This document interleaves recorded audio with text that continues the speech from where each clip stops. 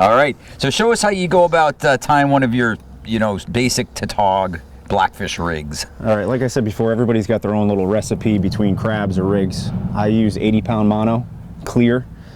Just get a big bulk spool of it. It'll last you years and years. So take a piece of it, bring it together. Now you have a big loop. You take that tag end. I go through 8 times. Okay, now you have it braided up 8 times. You don't have to be precise on this part. You find somewhere in the middle. Ideally, if you can get 4 and 4 wraps on each side, you separate it. That's where a fingernail will help. Yeah. Okay, you get it separated.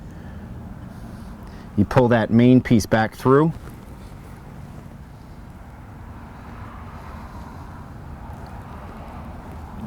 You pull that big loop through. Grab it with your teeth. And then you pull the standing end and the tag end in opposite directions to kind of cinch it down. All right. So when you get it close, put a little spit on it. And then you can pull it tight. Okay. There you go. So now you have a big sinker loop. What I do now, take your pliers, your scissors, what have you, and you cut one leg of it off. Okay. So now you're going to have one long piece. Okay. Okay.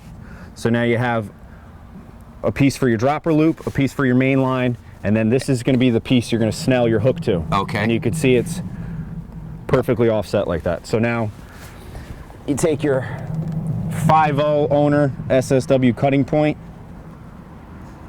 you pass it through the eye of the hook, you make a loop, you take the loop, this is where it's a little tricky. You're right. So you go once over, but then the next wrap has to go behind that. So you're going to go 1, 2, 3, 4, 5. So you're wrapping towards the eye of the hook. Right. Yep. So then you pinch it like this. You grab the tag end with your mouth. Pull it tight. Grab that there. Pull that tight. And cinch it down. That's a perfect snell. You trim your end here. And why do you like a snell now? Why is that so important? When you snell a hook, it's going to pull more direct. That main line is directly in line with the shaft of the hook. So when you yank, it's going to pull directly towards you and set the hook better. Okay, you could do your regular clinch knot, that'll work, but I just prefer this. It's nice, clean, neat looking, and it, in my opinion, pulls gives a it better right hook into set. the right into the jaw. So of the now fish. you got your hook end. We'll give probably 2 feet to go to your main line. We can cut that. Okay, so now on the bottom we're going to make a sinker loop. This is just what it's called a sinker loop or a surgeon's loop. Okay, you bring the line together, fold it over, and some people just pass it through once. I like to pass it through twice. So you're just making an overhand knot, or Exactly. twice through. And then again a little spit and pull it tight. Okay, so now you can trim your back end here.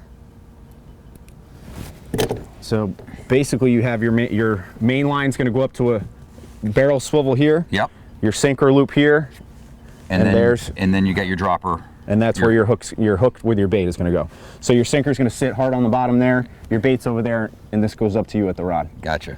Yep. No need to fuss around with double hook rigs and all that stuff. We were on them pretty good today. We probably could have had some double fish, but if you're using double hook rigs, you're going through more bait. I like to focus on one bait.